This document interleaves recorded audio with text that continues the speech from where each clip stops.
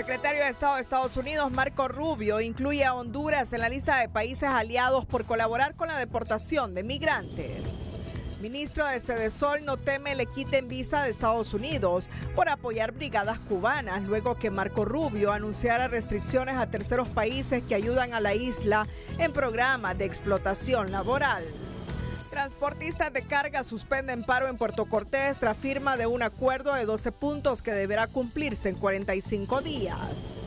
Recomiendan al gobierno asesorarse con el BID y Banco Mundial antes de firmar Tratado de Libre Comercio con China para no cometer los errores de Costa Rica y El Salvador. Presidenta Castro viajará a Uruguay para asistir a la toma presidencial del izquierdista Yamandu Orsi el sábado 1 de marzo. 5 meses después, el crimen de Juan López sigue sin tener justicia y pobladores de Tocoa reclaman al fiscal general por lentitud en el caso. Por presunta corrupción, cobro ilegal de matrícula y contratación innecesaria de docentes, Secretaría de Educación interviene el INTAE. Donald Trump cancela acuerdo petrolero con Venezuela, acusa a la Unión Europea de haber sido creada para joder a Estados Unidos y el Vaticano informa leve mejoría en salud del Papa. Este es su noticiero TN5 Estelar con Renato Álvarez y Cristina Rodríguez. El secretario de Estado, Marco Rubio, a través de sus redes sociales, dijo que su país está ampliando su política de restricción de visas relacionadas con Cuba. El Departamento de Estado ha tomado medidas para restringir la emisión de visas a funcionarios gubernamentales cubanos y de terceros países cómplices y a individuos responsables del programa de exportación de mano de obra explotadora de Cuba. Promoveremos la rendición de cuentas del régimen cubano por oprimir a su pueblo y a quienes se benefician del trabajo forzado. Muy buenas noches, Honduras. Hoy tiene bastante protagonismo en la agenda informativa del país el secretario de Estado de los Estados Unidos, Marco Rubio. Bienvenidos a la emisión de este miércoles 26 de febrero. La noticia del día es presentada por Claro. Es momento de conectarte al mejor internet de Honduras con Full Claro. Contratalo ya.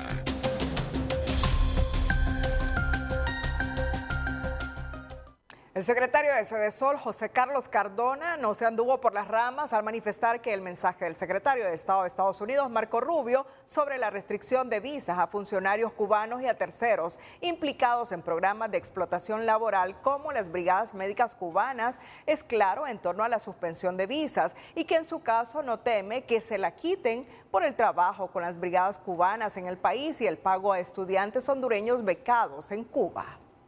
Tenemos una relación digna con el pueblo cubano. Este funcionario de la administración Castro considera que el mensaje del secretario de Estado de los Estados Unidos, Marco Rubio, es claro y directo, a tal grado que le advirtieron de ser candidato a perder la visa para viajar a los Estados Unidos. Sí, justamente yo recibí una llamada de un familiar y me dijo, mira, te van a quitar la visa, porque Sedesol paga las becas de los hondureños que están estudiando en Cuba.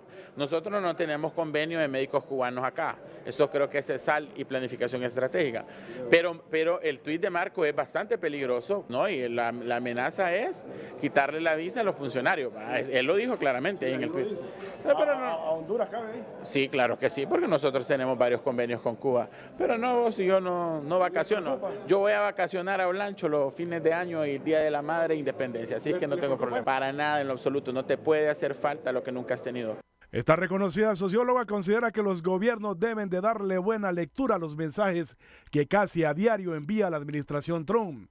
El más reciente, el del secretario de Estado Marco Rubio, respecto a la restricción de visas a funcionarios cubanos y de terceros países responsables del programa de exportación de mano de obra explotadora de Cuba. Sin lugar a dudas está orientado a países donde llegan los médicos cubanos, porque sabemos que pues es una forma de que el gobierno de Cuba se hace de recursos. Según Javier Larrondo, presidente de la organización Prisioneros Defender, existen más de 50.000 trabajadores de Cuba en misiones médicas y otras áreas en varios países que salen en condiciones deplorables del país caribeño porque la mayoría del salario que devengan va para el gobierno de Cuba. El salario de ellos, del 75 a la mayoría de los casos, el 95%, van a manos del régimen cubano. Se lo queda el régimen cubano. Además, no pueden dejar el trabajo, porque si dejan el trabajo, el Código Penal de Cuba, artículo 176, les reserva 8 años de prisión. Pese a las buenas relaciones que la administración Castro presume con el gobierno de Donald Trump, después de darle continuidad al tratado de extradición, hay quienes creen que deben leer esas advertencias del secretario de Estado de los Estados Unidos por la presencia de un centenar de médicos y un centenar de docentes cubanos en el país.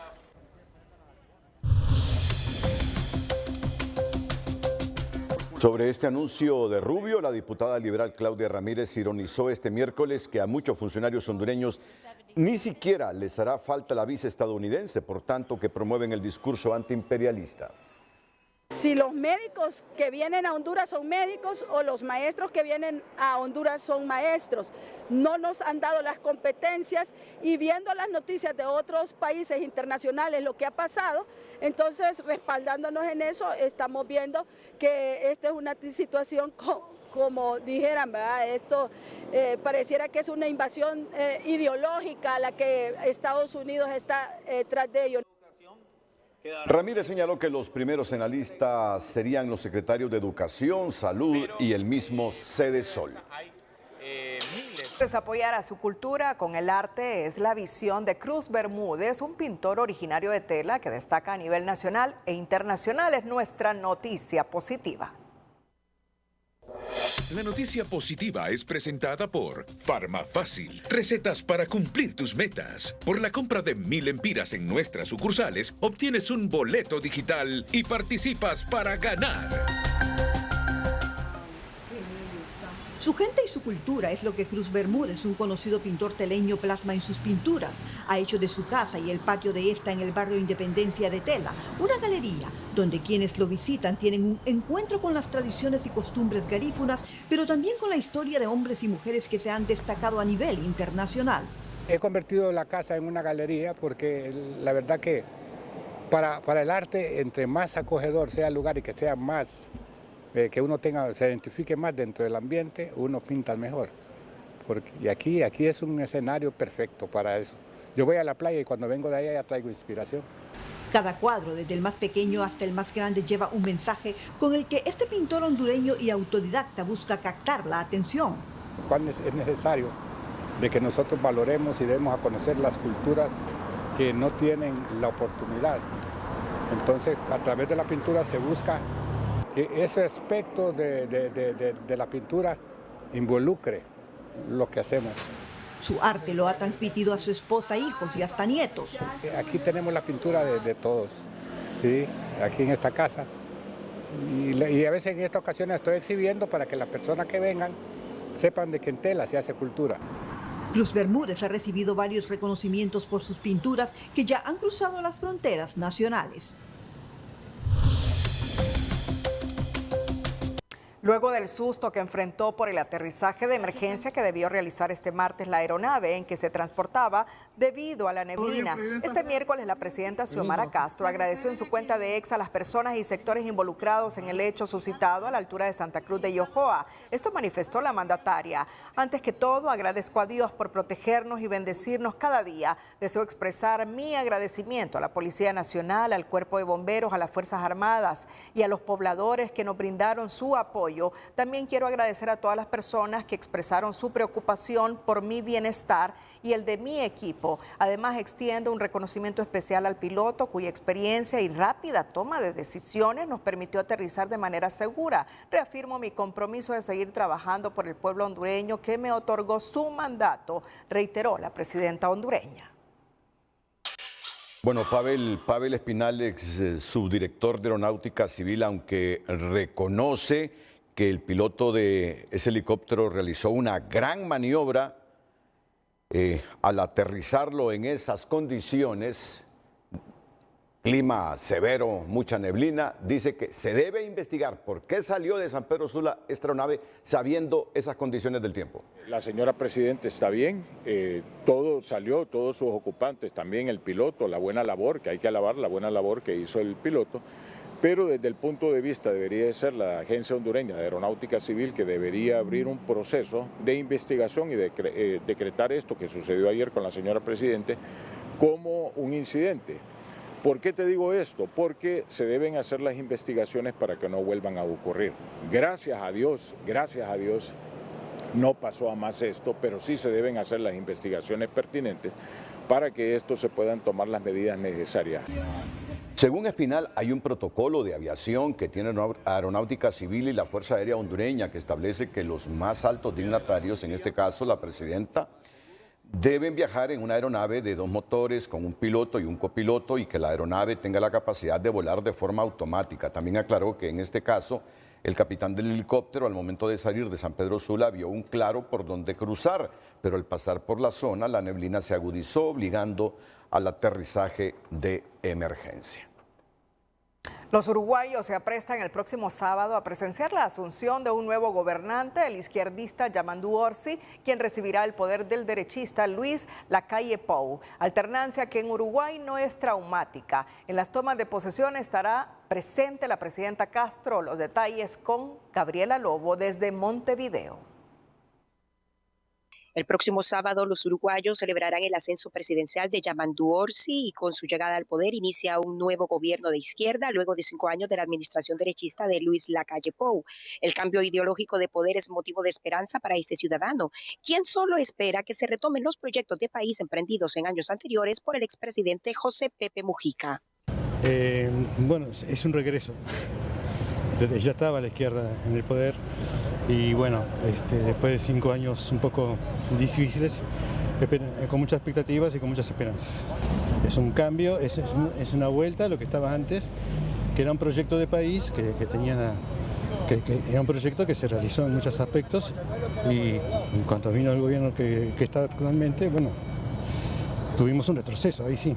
Pero otros, como este entrevistado, opinan que el cambio ideológico en el poder no representa mayor importancia, pues es del criterio que el nuevo camino que iniciarán en su país solo refleja el respeto a la decisión del pueblo uruguayo expresado en las urnas. No espero que haya grandes cambios, lo que sí, sí hay un giro capaz hacia políticas un poco más sociales, pero en sí como que a nivel económico, a nivel de política internacional, ya nos ha pasado en la transición anterior, desde el gobierno de Tabaré Vázquez hacia el de Lacalle Pou y ahora es a la inversa y no se esperan normalmente grandes cambios, inclusive la transición que han hecho entre los que van a entrar y los que salen ha demostrado que las políticas generales se van a mantener. De su lado, este ciudadano celebra los cambios que se vienen para su país y sobre todo aplaude el respeto a la democracia. Confía en que el gobierno electo dé continuidad a los programas que benefician a las mayorías. No, en realidad, en principio lo que ha manifestado el gobierno electo, que en muchas cosas va a haber continuidad. Obviamente que van a revisar muchos proyectos que se aprobaron en este gobierno, pero que lógicamente hasta el momento han tenido resultados positivos, al menos para la población, así lo veo yo, y que en principio seguramente ese retoque a fondo no va a haber. Los uruguayos entrevistados por Telenoticias coincidieron en que les hace diferente si el gobierno es de derecha o izquierda, mientras se mejore la calidad de vida de la ciudadanía, se respete el voto popular y sobre todo la democracia. Desde Montevideo, Uruguay, Gabriela Lobo, Telenoticias. Es que ahí hay cultura democrática en Uruguay. Es uno de los pueblos más adelantados de América Latina. Puede gobernar la izquierda, puede gobernar la derecha, se alternan en el poder y no hay esos traumas que ocurren aquí en nuestra democracia. A propósito, hoy arribó el subsecretario de Relaciones Exteriores, Gerardo Torres, a Montevideo y este jueves lo hará la presidenta Xiomara Castro. Este jueves 27 de febrero llegará la presidenta a Montevideo a las 7:30 de la mañana para ser parte de los actos de toma de posesión del nuevo presidente del Uruguay, el señor Yamandu Orsi. Ella va a tener varias reuniones bilaterales, tiene reuniones confirmadas, asistirá a la casa del expresidente Pepe Mujica, se va a reunir con el presidente Yamandu Orsi, Además tenemos una reunión con el presidente Gustavo Petro de Colombia, con el presidente Sebastián Peña de Paraguay y con el presidente Lula da Silva de Brasil. Esas son las que están confirmadas. Ella llega mañana a 7:30 hora de Uruguay, 4:30 hora de la mañana, hora hondureña. Llega con el señor canciller, don Enrique Reina, y con el secretario privado Héctor Zelaya. Sobre ese accidente de la presidenta Xiomara Castro, después de la intervención de Pavel Espinal, hemos recibido aquí en nuestras cuentas de redes sociales muchas reacciones del público, que las resumimos en este mensaje. Sobre el helicóptero en el que volaba la presidenta, desde el lunes 7 departamentos del norte de Honduras estaban bajo alerta verde durante 48 horas por temporal frío con lluvias. Pudo ser imprudencia temeraria. Si bien es cierto, vale el reconocer al piloto por su audacia, vale, pero en esas condiciones volar resulta un riesgo. Máxime si se trata de la presidenta. Es un riesgo. Y eso es lo que está pidiendo Pavel, entre otras cosas, que se investigue. ¿Por qué? Porque se voló en esas condiciones. Y además otros aspectos que tienen que ver con la aeronavegación. Un plazo de 45 días se estipuló en el acuerdo de 12 puntos que firmaron este miércoles representantes de la cadena logística en Puerto Cortés, suspendiendo así el paro que mantenía el sector transporte aquejado por los retrasos para cargar y descargar sus contenedores. El acuerdo firmado por representantes del sector transporte, la operadora portuaria centroamericana, Empresa Nacional Portuaria y Aduanas, contempla 12 puntos, con acciones que indican agilizarán la atención y evitarán los retrasos que provocaron el paro que inició el lunes y culminó tras los compromisos surgidos con un plazo de 45 días. Estamos esperando que se cumplan porque lo que estamos pidiendo son cosas normales que a todos nos han perjudicado en algún momento.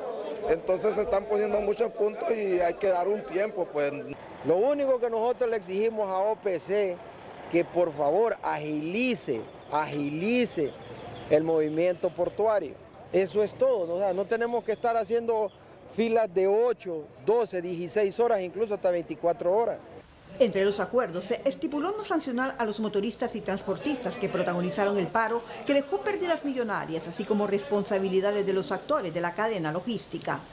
Pues los compromisos es tratar de agilizar todo lo que son los trámites que actualmente se llevan o de donde no hay control, implementar lo que es la cita de exportación para que también podamos desarrollar la doble transacción de la terminal, copiando todos aquellos procesos que realmente se realizan de esa forma en otros lugares del mundo, ¿verdad? En los mejores puertos del mundo. Pese a la suspensión del paro y a los acuerdos, el retorno a la normalidad de las operaciones tardará unos días. Obviamente sabemos que ahorita, en este momento, ya pueden tener el mejor sistema de citas. Eso no va a quitar de que tenemos un atraso en el puerto de al menos 7 días para volver que las operaciones vuelvan a su normalidad. Eso lo dejamos claro con el gremio. Según un comunicado de la OPC, en el que anunció para esta tarde el reinicio de las operaciones, se encuentran más de 1.500 contenedores represados, por lo que será necesario manejar el flujo de carga de manera escalonada. Aprovechamos este momento en que divulgamos desde Puerto Cortés la noticia de la operadora portuaria centroamericana para contarles la historia de un emprendedor porteño que se gana la vida haciendo trabajos de madera con rampas viejas gracias al ingenio que tuvo durante un cumpleaños en el que no podía alquilar sillas y mesas. El emprendedor de hoy es presentado por Ficosa. Ahorra para lograr todo lo que te propongas porque en Ficosa tienes todo el respaldo para que descubras cómo ahorrar es poder. Rústicos Toledo, así se llama el emprendimiento de este porteño que comenzó su negocio a raíz de una necesidad en un cumpleaños. Al no tener dinero para comprar sillas, decidió usar su creatividad y fabricar sus propios muebles con pallets. Hoy, con mucho esfuerzo, logra ganarse la vida dignamente gracias a su talento y dedicación. Salió la idea de hacer una silla, unas bancas largas para el cumpleaños y así empezamos. Los invitados que vinieron les gustaron las bancas y me pidieron que se les hacía una y así vino otra clienta que quería otra banca y otra que quería una mesita y así me fui Pero yo realmente no estudié sino que así se dio esto.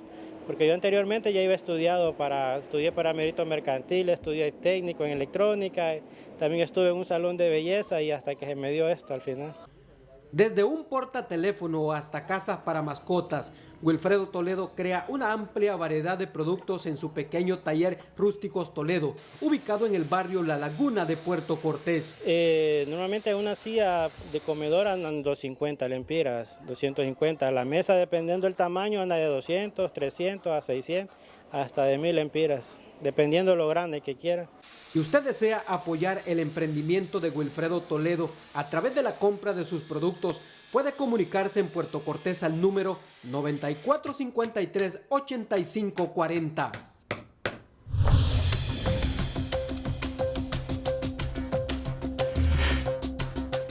Vamos con un tema de suma importancia para Honduras, así debemos verlo, un tema importante que se debe analizar de manera aguda por parte del gobierno. Hoy la prensa y el Heraldo han informado que informes oficiales de organismos internacionales sostienen que tras más de 13 años del Tratado de Libre Comercio entre China y Costa Rica cada vez importa más de lo que exporta, representando un 90% del déficit de la balanza comercial.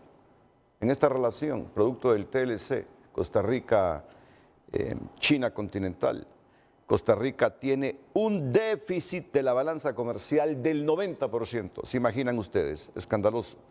Situación similar a la que se registra en El Salvador, donde se presentó un déficit de la balanza comercial creciente en el 2024, hasta de 9.525 millones de dólares, un 4.1% más que lo registrado en 2023. Por su parte, Nicaragua tiene una deuda que supera los 600 millones de dólares con China. Los TLC que ha firmado Centroamérica, estos países que he mencionado, con China, son deficitarios para Costa Rica y El Salvador. Y Nicaragua, que ya tiene una deuda de 600 millones de dólares. Es así que varios expertos están recomendando al gobierno de la presidenta Xiomara Castro buscar asesoría del BID y Banco Mundial antes de sellar el Tratado de Libre Comercio con China, para evitar incurrir en los errores en que cayeron varios países vecinos al firmar con los chinos sin medir las consecuencias para sus naciones, al no considerar las desigualdades de competencia económica. Y los chinos son duros, son codo, no aceptan asimetría, no aceptan que son una potencia económica cuando negocian con países como el nuestro. Economía Hoy es presentada por Banco de Occidente. Comienza ahora alcanzando tu sueño de adquirir tu primera casa o vehículo y avanzando como siempre lo has querido. Antes de estampar la firma y aniquilar al comercio y la industria local con el tratado con China, este expresidente del Banco Centroamericano recomienda al gobierno que haga una pausa y busque la asesoría de un banco de desarrollo como BID, Banco Mundial u otro organismo como se hizo con el CAFTA para evitar los errores de los países vecinos que ahora lo lamentan. Deberíamos acercarnos a estos organismos para que nos ayuden a ver de qué manera aprendemos de los errores de los vecinos que no están contentos en muchos sentidos y realmente aprovechar ese tratado. Yo creo que es una oportunidad de crecimiento si lo hacemos bien, si no va a ser más de lo mismo. Mossi dice que no ha habido preparación, empezando porque muchos negociadores no hablan inglés menos mandarín, y si lo aprueban por presiones políticas, solo se replicará la historia de Costa Rica, que logró un estadio pero tiene un déficit comercial por 3.000 millones de dólares, y El Salvador, que obtuvo una biblioteca a cambio de un déficit de 9.500 millones, mientras siguen esperando sentados las inversiones. Inversiones no es poner una tienda de distribución de sus productos, sino de una inversión donde genere producción en nuestro país. De eso no estoy escuchando. Y aún sin TLC, Honduras ya suma un déficit comercial de 2.500 millones de dólares. Tampoco hay inversión ni donaciones. Desde el sector privado consideran que ante los nulos resultados para Honduras, es momento de que las autoridades más bien se enfoquen en impulsar y proteger la producción nacional, que está quedando en enorme desventaja. Fortalecer lo que tenemos en el país para que podamos seguir produciendo más y no estar pensando en traer productos que al final nos pueden afectar a los microemprendedores, a las pequeñas y medianas empresas, ¿verdad? Este empresario capitalino y precandidato a alcalde lamenta que se imponga el criterio político sobre la economía, pues Comayagüela ya se convirtió en un barrio chino. Que hay una competitividad terrible a estas alturas con la incursión de muchos ciudadanos chinos que han comprado propiedades y han alquilado locales. El secretario de Desarrollo Económico, Freddy Cerrato, aseguró que no firmarán hasta que China le dé ventajas a Honduras. Sin embargo, el vicecanciller Gerardo Torres aseguró recientemente que están en la recta final. Sara Carranza, Telenoticias.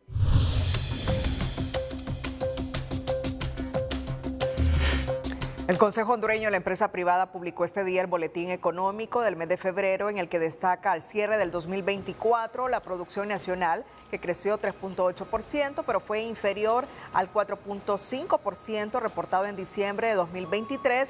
Asimismo, indicó que el registro de nuevas empresas en Cortés y Tegucigalpa reflejó una disminución del 4% en comparación con el año anterior.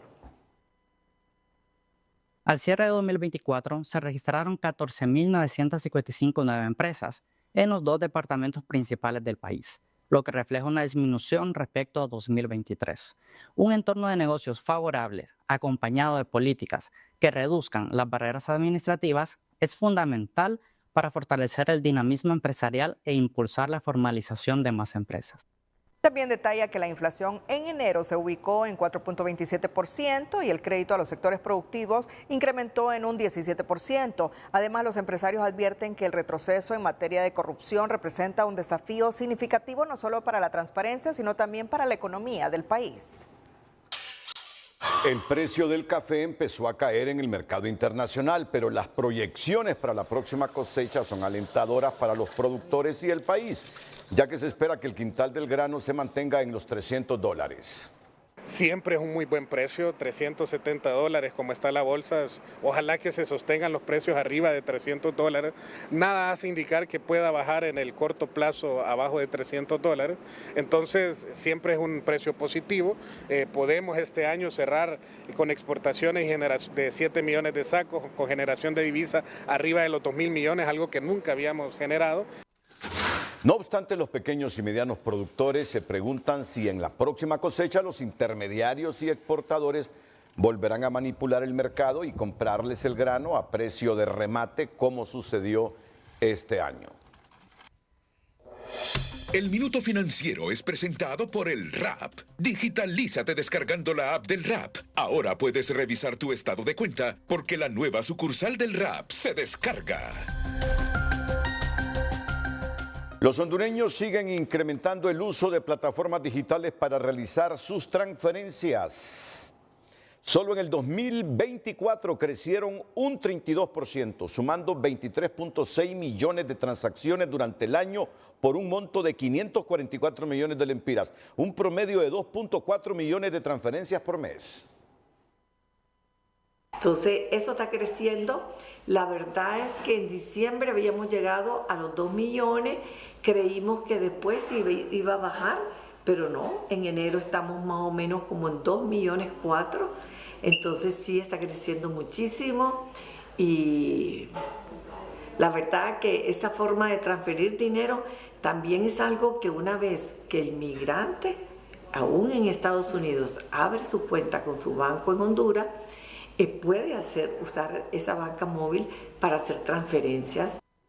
Según la directora de la IVA, la instalación de aplicaciones de banca en línea en los dispositivos móviles ha simplificado el proceso de enviar y recibir dinero. También ha sido fundamental las mayores medidas de seguridad adoptadas por el sistema financiero.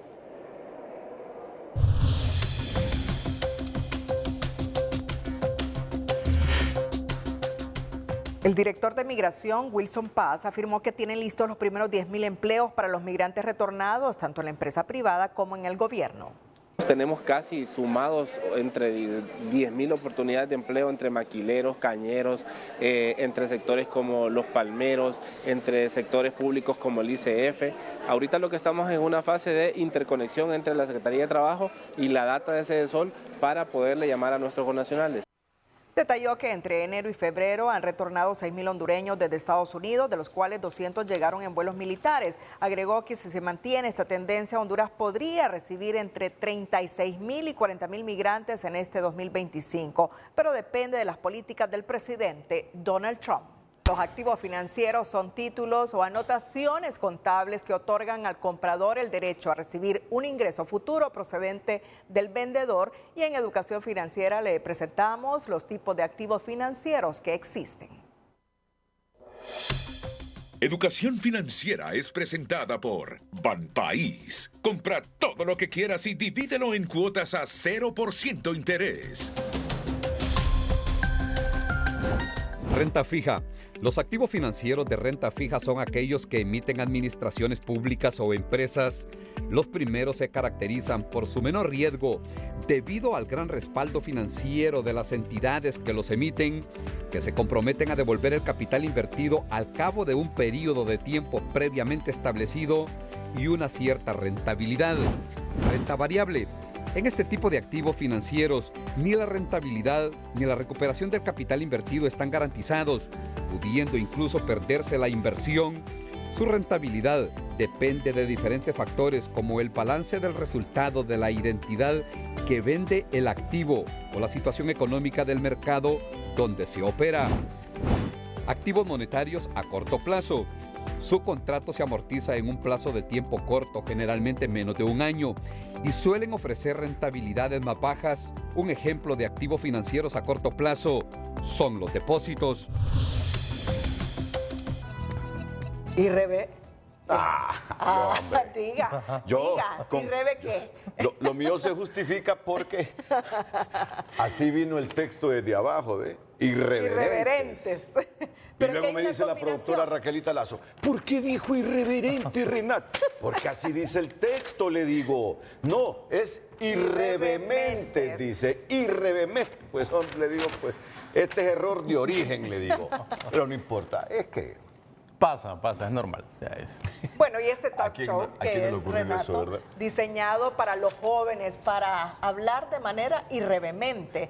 Kevin Rodríguez está con nosotros en el set porque él es uno de los presentadores que ustedes van a poder ver a partir del sábado 8 de marzo por TSI a las 2:30 de la tarde. También estará acompañado por Sandra Deras. Solo déjame decir algo para presentar a Kevin. ¿Sí? Es que realmente... Bueno, usted se sorprendió cuando lo vio. Es que me sorprendí cuando miro a Kevin aquí, digo yo, ¿y quién invitó a Kevin? Digo yo, vamos a hablar de economía, de energía. Pero bueno, ya luego asocié que este joven y talentoso hondureño, Kevin Alexander Rodríguez Castillo, docente de la Universidad Tecnológica Centroamericana, no sé si vas a seguir ahí o no. Sí. Va a seguir Kevin ahí en la Universidad Tecnológica Centroamericana. Va a dirigir un programa los fines de semana aquí en Televicentro. Que nos cuente esto de Irrevemente. Irrevemente. No, gracias Renato, Cristina, por el espacio. Un saludo siempre a toda la audiencia. El nombre que me preguntaba es precisamente porque en mi caso me he caracterizado por ser disruptivo. Mi coanfitriona, Carolina Deras, que es muy conocida en TikTok, yo le digo Lady Viajera porque anda de viaje ahorita trabajando, obviamente, pero en el caso de ella también ha sido muy disruptiva en el mundo empresarial. Ella está en el sector bananero, agrícola, y es una mujer de 28 años, bastante joven, en un mundo que yo le digo agropecuario, que anda con machetes en caballos. Sí. Ella también es un caso especial, disruptiva en su sector, y en este programa la idea, Renato, Cristina, es poder darles espacio a los jóvenes de hablar de manera libre, de manera políticamente incorrecta. ¿A qué me refiero con esto? Le voy a dar un caso. Ustedes ayer mostraban el video de don Juan José Gutiérrez de Guatemala, sí, correcto. Dueño de Pollo Campero. Hoy en la mañana tenían un programa, lo felicito por tener ese programa. ¿Por qué razón? Porque él dijo lo que muchos pensamos y pocas veces decimos en voz alta. Y ese es el lema que tenemos en Irrevementes. Si te da pena decirlo, nosotros lo decimos en voz alta. En el caso de lo que decía don Juan José, mire qué interesante. Lo que necesitan estos países son empresarios que gobiernen, no políticos. Y aquí voy a decir algo que en las redes, y nosotros tenemos una sección con Carolina que se llama Opinión Funable, es decir, que en las redes nos van a criticar probablemente, pero el mejor presidente que ha tenido Honduras de lejos es Ricardo Maduro. ¿Por qué? Porque es un empresario que tuvo éxito, que permitió que el país creciera económicamente, permitió y le dio, digamos, a Mel Zelaya que sus primeros 2 años de gobierno fueran buenos, pero porque heredó un país sin deuda externa y demás. Esas cosas, Renato, Cristina, muchas veces nos da pena decirlos, porque dicen, mira, le van a decir cachureco, le van a decir eso y lo otro. Es la fascista. Realidad. Fascista, cipayo. Entonces, al final es la realidad. Y lo que decía don Juan José Gutiérrez es muy real. Mire qué dato más interesante, los Gutiérrez en Guatemala son muy dados a las ideas de la libertad. Los libertarios tienen una fundación que tiene un canal, incluso un programa en Next que lo dirige Dionisio Gutiérrez, que le invito a que lo puedan ver. Es muy interesante porque nos permite... Ese Dionisio tiene una capacidad de análisis, enorme. Usted puede estar o no de acuerdo con Dionisio Gutiérrez, pero tiene una capacidad de análisis enorme. Bueno, tienes que hacer preguntas, si no nos lleva aquí el irreverente Kevin Rodríguez el resto del programa. Lo que acaba de decir Kevin es que los jóvenes hablen en voz alta, ¿verdad? Que digan lo que piensen. O sea, ¿cuál es la aportación entonces de este talk show para estos jóvenes que lo van a estar viendo todos los sábados a ustedes? Sí, buena pregunta y siempre me gusta responder con otra pregunta. Entonces, si le pregunto a usted, María Cristina, ¿está de acuerdo con el matrimonio igualitario? Desde mi punto de vista personal, ¿ok? ¿Con cuál? Sos una sola persona, sola persona. Yo no estoy de acuerdo porque fui criada con principios que mis padres me enseñaron. Matrimonio, mujer y hombre. Es válido. Es válido. No, y no es válido, son mis principios. Yo pienso de esa manera y lo pienso en voz alta, como dice el talk show. Y esa es la idea. Y le voy a hacer otra pregunta. A ver, no, espérame, es que ella dijo, ¿cómo dijiste al inicio? Desde mi punto de vista personal. ¿Y cuál otro punto de vista tiene si no es el personal? Porque como estamos en el noticiero... No, es que uno en público debe ser igual. Usted sabe que hemos hablado cuando estamos en privado. No, claro. Pero es que de eso se trata, irreverente, de debatir, de discutir. No, a mí no me preguntes nada. A mí no me preguntes nada. Mira, suficiente con los rollos a que me meto todas las mañanas en frente a frente. Vaya. No, si alguna vez querés que esté irreverente, si querés a un viejo ya de 50 y pico de años, invítame. No, continuemos con las preguntas. Pero de esto se va a tratar. Es correcto. Irreverentes. ¿Y cuál es el mensaje entonces? La invitación a todos los jóvenes que nos están viendo en este momento para que te sintonicen a partir del sábado 8 de marzo a las 2:30 por TSI. Sí, bueno, que ese espacio es de ellos, este espacio es la oportunidad para que nosotros podamos ser ese vehículo de decir lo que ellos piensan en voz alta, porque hay que establecer algo muy real. En Honduras, el 60% de la población es menor de 40. En 2-3 años, gran parte de la población, el 50%, va a estar por debajo de los 30. El padrón electoral, 6 de cada 10 votantes están por debajo de los 40. Entonces, esa es la nueva tendencia. Es bien interesante porque cuando vemos lo que pasó en Estados Unidos con Trump, con Milei en Argentina, con Bukele en El Salvador, es precisamente esa voz joven que se ha transmitido de la política, y en Honduras vamos a seguir también ese camino. La idea del programa es precisamente poner en discusión temas que a ellos les preocupan, ellos que les afectan el día a día. ¿Qué día? ¿A qué hora? Todos los sábados, sábado 8 de marzo, 2:30 por TSI. Correcto. Mira, percibo, hacerle caso a mi olfato en estos 45 años de ejercer, de hacer comunicación. Van a tener éxito con ese programa. Claro, van a tener éxito. Ahora, lanzar la pregunta que me ibas a hacer a mí, lanzarla al público, a los jóvenes, para que la respondan ellos allá. ¿Qué preguntas ibas a hacer, Kevin? Yo le iba a preguntar a Renato, porque lo hemos hablado en su programa muchas veces en Frente a Frente, y le agradezco porque mi crecimiento profesional también se debe a que usted confió en mí, a pesar de estar tan joven. 30 años tenía la primera vez que fui un Frente a Frente. Si le dicen a usted, fíjese que hay un candidato que quiere privatizar completamente el ENE, ¿usted estaría de acuerdo? ¿Qué piensa usted, joven? Eso. Se la zafó. Eso. Bueno, no se usted, joven? Irreverentes. ¿Con quién presentará? Carolina Deras. Y Carolina Deras. Ok. Sí. ¿Y la mecánica del programa ya lo has anticipado? ¿Que van a aceptar llamadas? ¿Los jóvenes van a llegar? Vamos a hacer grupos focales. Inicialmente vamos a empezar con algunos candidatos presidenciales que no vamos a decir el nombre todavía, porque se lanza precisamente el día antes de las primarias. La idea es que la audiencia pueda tener una claridad sobre quién votar el día siguiente, el domingo. Lo importante es que vayan a votar y que vayan a votar temprano. Bueno, y al irrevemente amigo mío, don Kevin Rodríguez, ¿y qué piensas de esa mega subasta de bienes muebles e inmuebles de la OABI que está anunciando el abogado Merco Zelaya? Ahí déjalo. Yo hablo demasiado a veces, pero... Vamos a ver qué...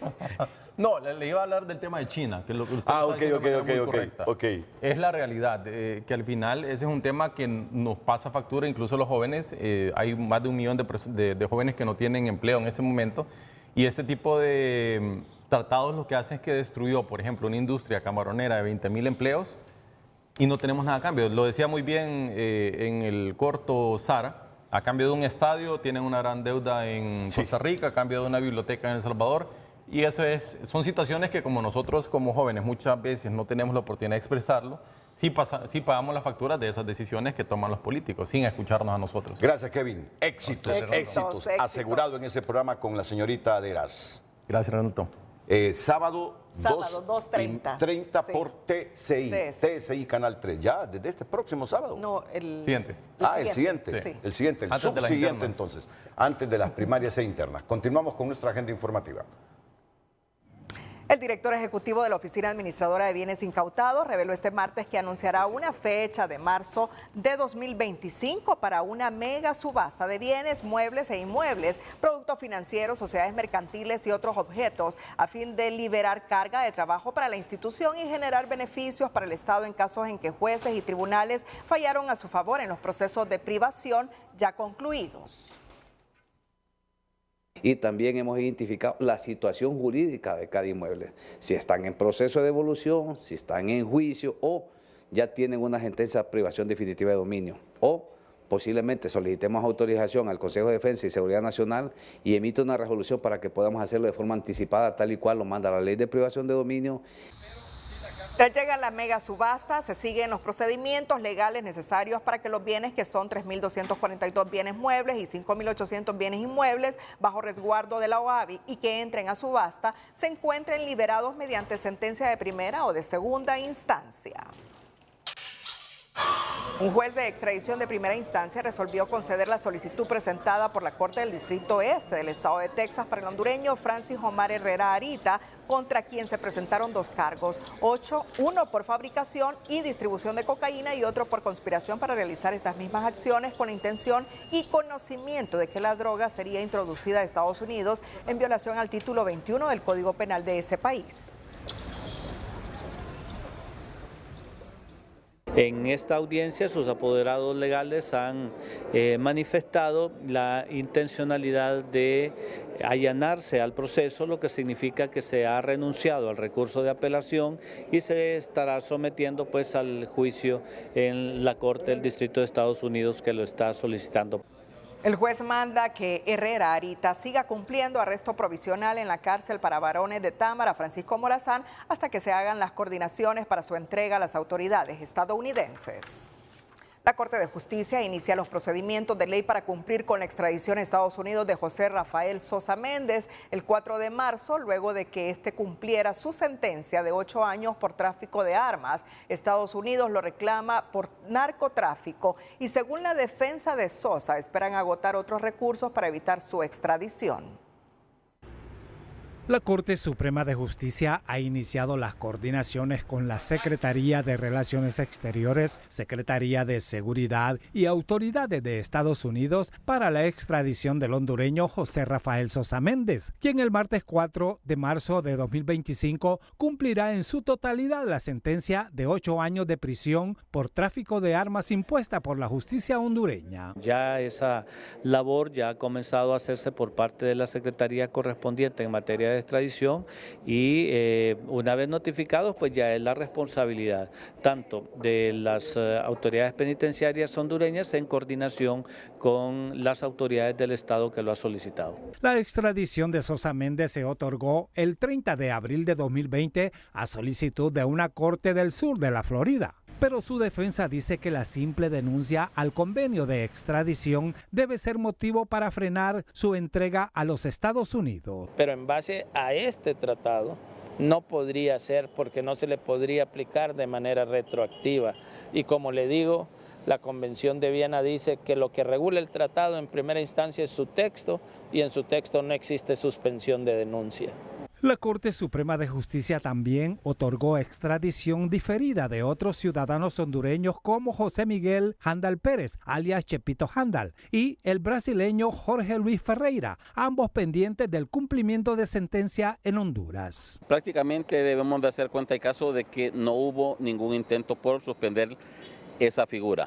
Y lo que va a suceder es que cualquier persona que solicite el gobierno estadounidense, ya sea hondureño o extranjero que se encuentre en el país, va a tener que ser enviado hacia Estados Unidos. Otros casos de extradición diferida son el exalcalde de Yoro, Arnaldo Urbina, extraditado tras ser absuelto por la sala penal, y la de Víctor Lorenzo Flores, un sujeto que ya no es de interés para los Estados Unidos y que estuvo vinculado al atentado fallido contra el expresidente Juan Orlando Hernández.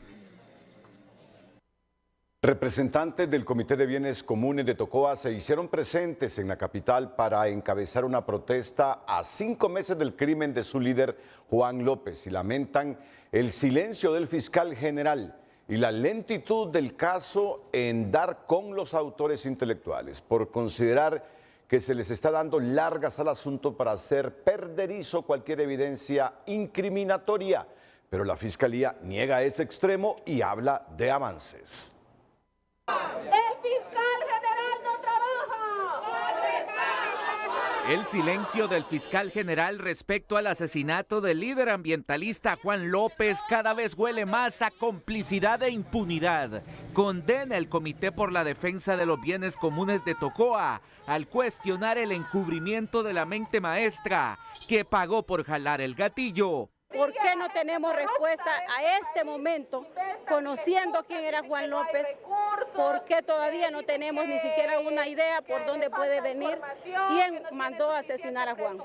A 5 meses del sangriento asesinato de Juan López, no se ven intenciones de ejecutar una investigación vinculante de la estructura criminal, lo que obligó un plantón a las afueras del Ministerio Público por parte de defensores y pobladores que vinieron desde el Bajo Aguán. La justicia tardía no es justicia fue una de las principales consignas y el estancamiento de las investigaciones solo beneficia a los sujetos de interés, dado que les da un margen de tiempo para que puedan desaparecer cualquier evidencia que los incrimine, advirtió este abogado penalista.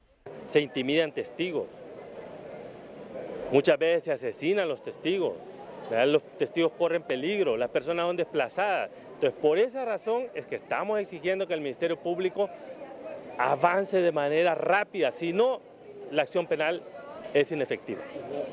Hasta ahora solo se registran las detenciones de 3 personas, el sicario y sus cómplices. Uno de ellos ya aceptó su culpabilidad a cambio de una reducción en su condena, vía procedimiento abreviado. En el Ministerio Público defienden sus actuaciones a lo largo del proceso, desde los requerimientos, las capturas y la asistencia internacional para el peritaje de los teléfonos celulares que están vinculados al asesinato. O sea que el Ministerio Público, a través de las diferentes fiscalías, ha venido trabajando en este caso que se da allá en Tocoa, Colón. Por un lado, la muerte del líder ambientalista y por otro lado, los permisos que se dieron en su momento para que operara esta empresa en este sector. La Fiscalía tiene información de cómo viene operando esta organización criminal desde antes del asesinato de Juan López, indicó el Comité de Bienes Comunes al exigir el enjuiciamiento de todos los responsables. Que motivaron el requerimiento. De San Pedro Sula Cortés, Óscar Eduardo Kilgore se enfrentará de nuevo a la justicia hondureña luego que el Pleno de la Corte Suprema de Justicia resolviera este miércoles que debe repetirse el juicio por enriquecimiento ilícito que incluye a otros 3 exfuncionarios de su administración edilicia absueltos el 3 de abril de 2018. El Pleno resolvió por unanimidad de votos sobre un recurso de casación por quebrantamiento de forma interpuesto por el Ministerio Público, no conforme con la sentencia de un tribunal de sentencia. Excluyó un medio de prueba del ente fiscal y consideró la prescripción del delito argumentada por los abogados de Kilgore.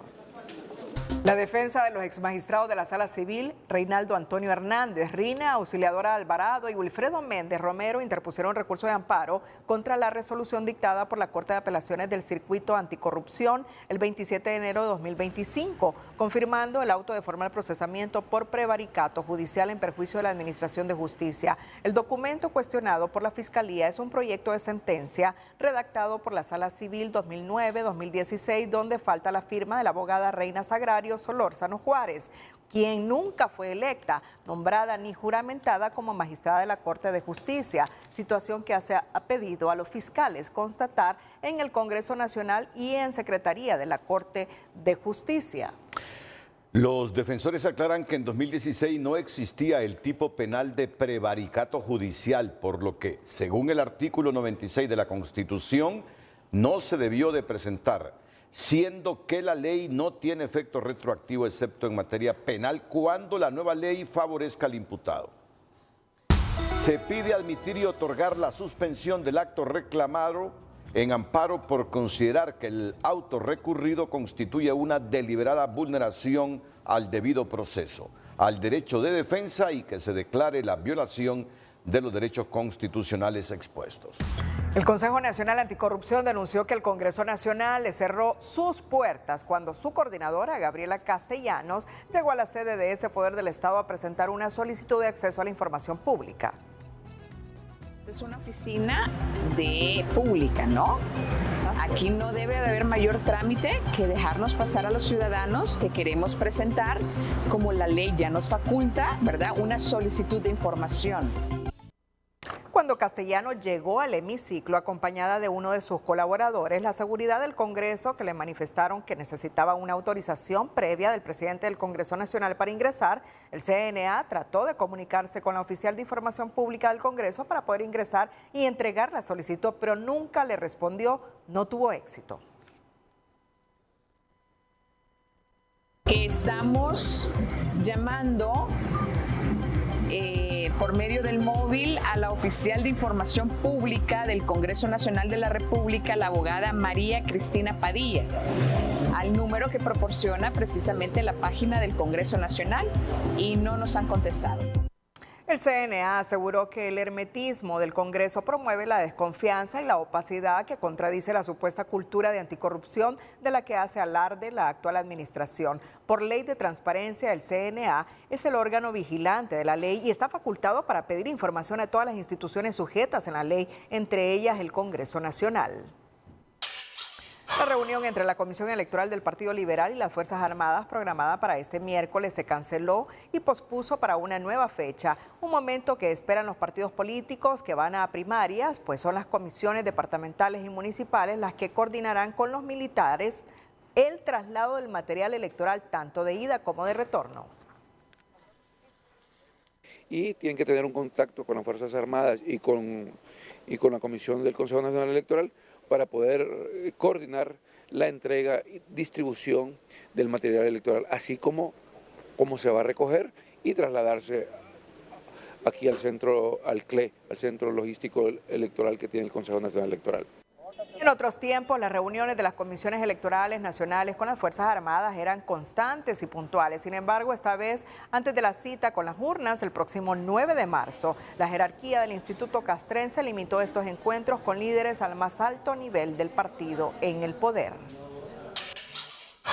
En los últimos 3 días del Registro Nacional de las Personas se empezó a entregar a los nuevos electores 8,000 tarjetas de identidad diarias, un ritmo que podría alcanzar para que antes de las primarias los 350,000 DNI pendientes se entreguen y que esté ya en manos de los interesados. En estos días hemos estado entregando más de 8,000 DNI diarios.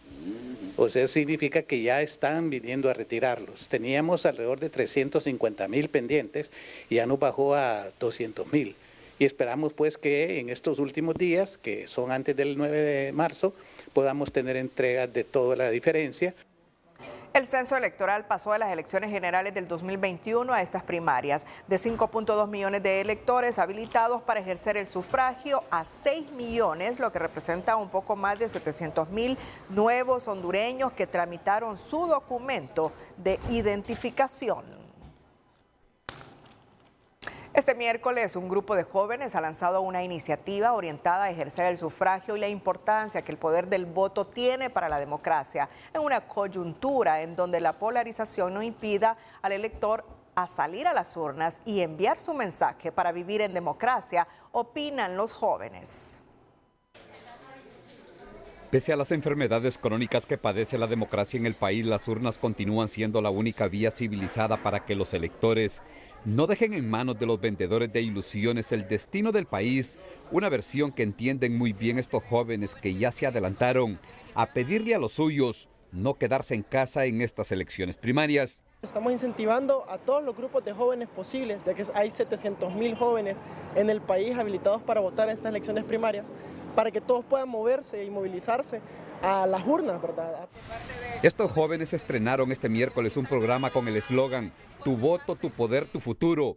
Y según expertos electorales, lo que pasa en los próximos 4 años de gobierno se empezará a tejer en estas elecciones primarias. En este momento vamos a elegir nuestros candidatos y en las elecciones generales estamos depositando un poder que nos da la Constitución a nosotros en un ciudadano para que nos administre la cosa pública. Hoy más que nunca usted representa un poder en el país, representa un bienestar en el país. Por favor, salga a votar. En efecto, en la coyuntura actual del país, con temores y amenazas a la democracia, el voto del elector no solo es necesario, también poderoso y urgente, con la expectativa de una mayor participación en las primarias y generales por la aparición de 480,000 nuevos electores, jóvenes que reciben la invitación a las urnas por la vía de las redes sociales. La forma de las campañas aire está influyendo más que en las campañas territorio, aun cuando sigue siendo gustado para los líderes andar en campañas tierra, las campañas aires tienen más conexión con la gente, tienen más conexión con las personas.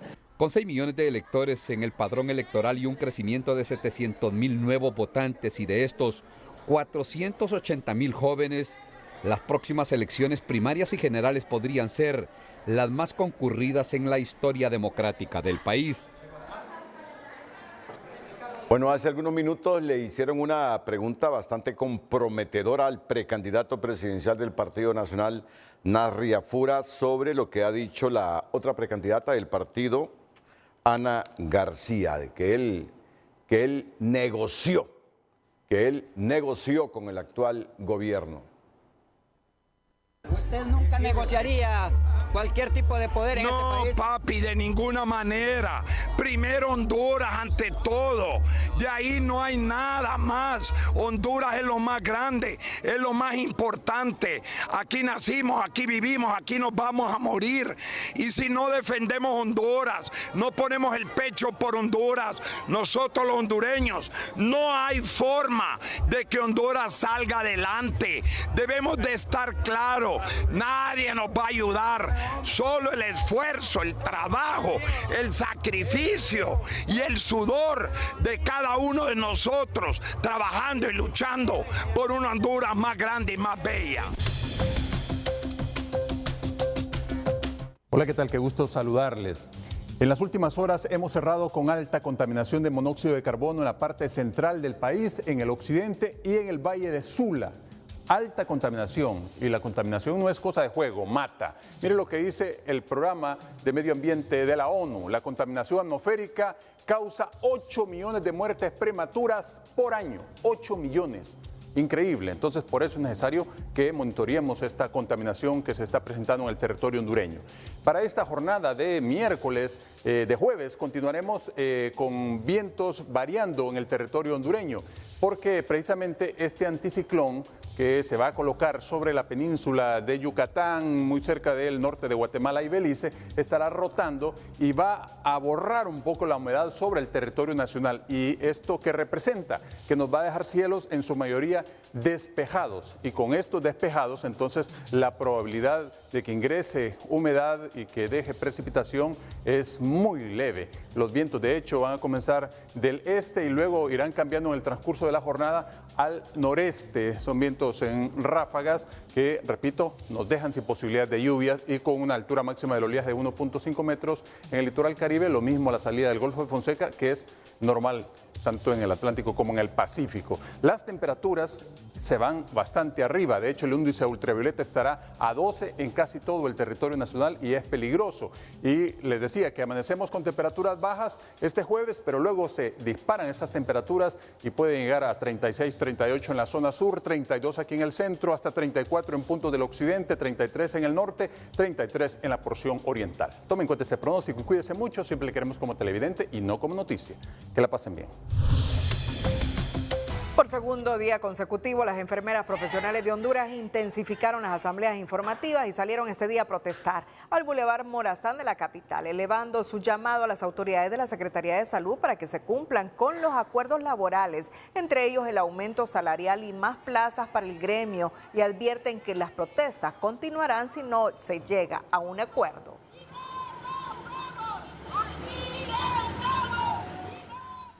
Con una inversión de 17 millones de lempiras de parte de la Secretaría de Salud, el Hospital Materno Infantil incorpora un nuevo tomógrafo que incluye inteligencia artificial, permitiendo obtener imágenes más nítidas y contrastadas en menor tiempo. Es sumamente importante porque esto agiliza el diagnóstico médico de cualquier tipo de patologías, entre ellas, por ejemplo, el cáncer. Con esto el médico puede detectar dónde se encuentra localizada la tumoración y el tamaño de la tumoración, y con esto darle el manejo que corresponde. Así que es un equipo sumamente importante y que ahora se suma al que ya tiene Hospital Escuela. Las autoridades dieron a conocer que con la integración de este equipo, el Hospital Escuela dispone ahora de 3 tomógrafos, lo que agiliza el diagnóstico con la realización de unos 2.300 estudios tomográficos al mes.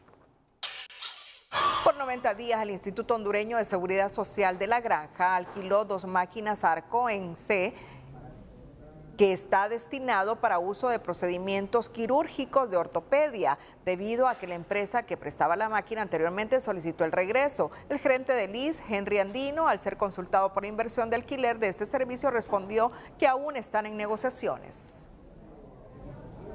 Bueno, mire, esta es una máquina rentada porque la institución en la última licitación adquirió 5 de estos equipos. Tenemos fecha de entrega de 90 días, así que por 90 días vamos a tener este equipo y otro que va a ingresar el día viernes. Vamos a tener 2 unidades esperando que nuestros equipos de nuestra pertenencia puedan ingresar al instituto.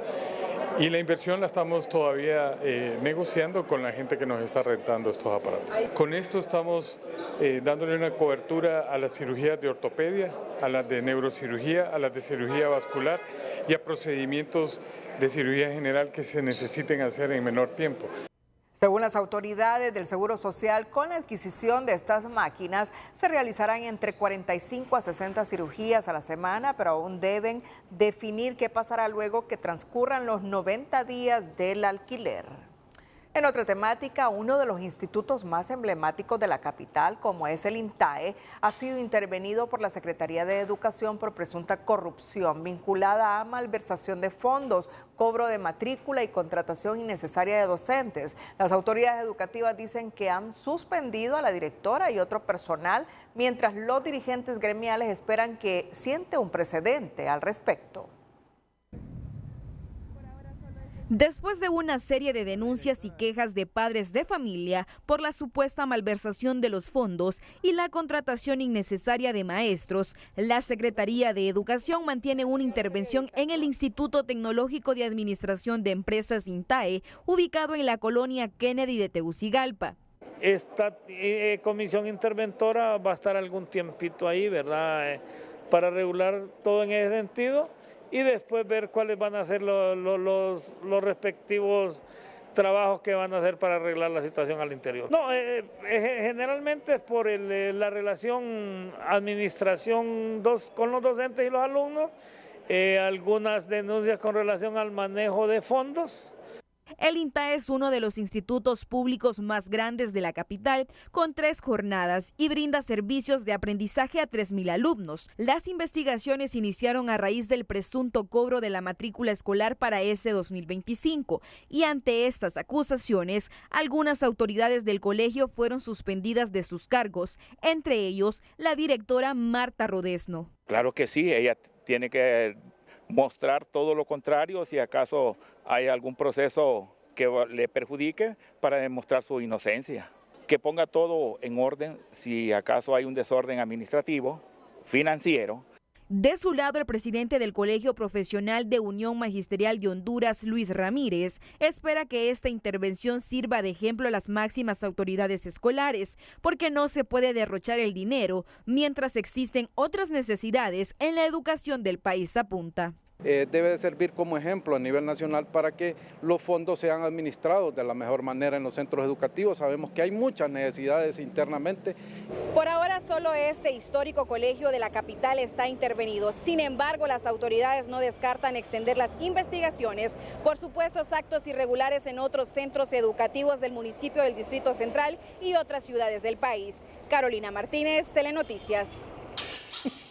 Con el tema comunicar en tiempos de incertidumbre, el rol de la academia en la formación de ciudadanos informados, críticos y participativos. El Centro Universitario Guaymura realizó la lección inaugural 2025 orientada a formar a representantes de la academia, formadores y a otros sectores sobre este tema. La exposición fue brindada por el vicedecano de Relaciones Internacionales en la Universidad Complutense de Madrid, el doctor José Antonio Ruiz San Román.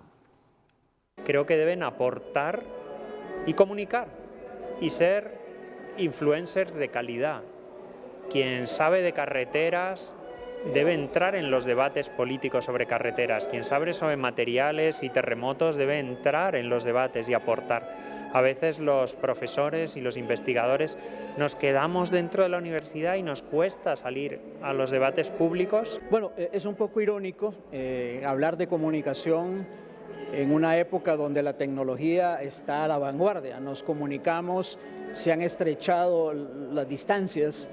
Hoy con un clic podemos saber lo que está pasando en otra parte del mundo, pero precisamente porque no nos sabemos comunicar es donde más nos aislamos. El Centro Universitario Guaymura busca ser un agente de cambio para que los jóvenes aprendan a ser hombres de criterio, formados y con valores para que puedan influenciar en la sociedad de manera positiva. Cerramos la emisión estelar. Gracias a todos por su fiel sintonía. Feliz noche.